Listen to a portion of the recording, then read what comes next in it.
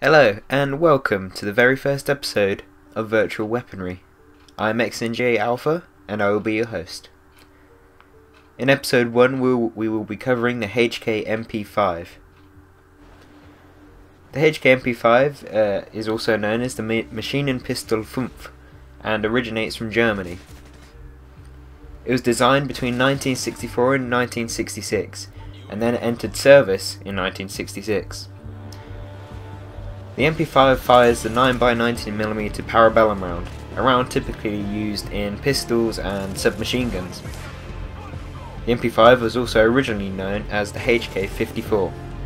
The MP5 has appeared in many games I've played, including Call of Duty 4 Modern Warfare, Modern Warfare 3, Call of Duty Black Ops 2, and Far Cry 3, so we're going to discuss how it performs in those games. Call of Duty 4 was the first COD game that I played in the series, and when I truly started to get into multiplayer. The MP5 was one of the first guns I used in the game. However, 5 years ago, when I was a noob, is a bit of a blur to me at this point, when I tried to think about how I played the game. However, I know that towards the end of COD 4's reign as the newest COD, I had the MP5 in a loadout designed for stealth. Bomb squad, UAV jammer, dead silence, and a silencer.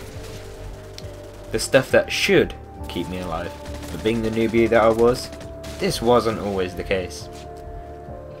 Nevertheless, the MP5 became my favourite weapon, as it was the first that I'd remember using extensively. Overall, it would be hard for me to give this incarnation anything less than 10 out of 10, due to it being my favourite weapon overall. After the appearance of the MP5's little brother, the MP5K, in Modern Warfare 2, I was hoping for the return of the original MP5 in Modern Warfare 3. The MP5 thankfully returned, alongside the SAS. However, it was slightly different. In terms of appearance, it now had a tactical rail handguard and a fixed stock, which certainly changed the look of it from the MP5 that I knew and loved in the original Modern Warfare. It also no longer became the MP5 SD when equipped with a silencer. Still, I accepted this newer appearance as the MP5 moving into 2016, the year Modern Warfare 2 and Modern Warfare 3 are set in. I had hoped that the performance of the MP5 in Modern Warfare 3 would be as good as I remembered it in COD 4, however, I was unfortunately disappointed. It wasn't so much the weapon itself as it was its peers, notably the MP7. It seemed that the MP5 was no longer a competitive weapon, as it became challenging standing up to other weapons. I still enjoyed using the MP5 though, evident by how many times I earned gold for it.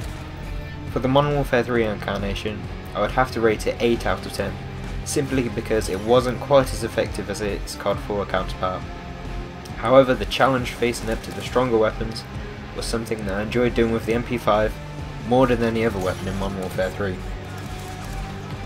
The MP5 has a minor return in Black Ops 2, however unfortunately only in the single player campaign and zombies mode. I was very happy when I heard that the MP5 would appear in Black Ops 2, even more so that it had the same appearance as in COD 4. However, I was unsure whether it would appear in multiplayer, due to the 2025 setting. I was a little disappointed when this turned out to be true, but I still gave the MP5 a go whenever I could. There's not a lot that I can say about this incarnation. What can you say about the way a weapon performs in single player? Good, I suppose. In zombies, it is one of those weapons which you resort to when you want a decent weapon with a good source of ammunition, which is a good thing. I honestly can't really give this version a rating. When I got Far Cry 3, I wasn't aware of the MP5's presence.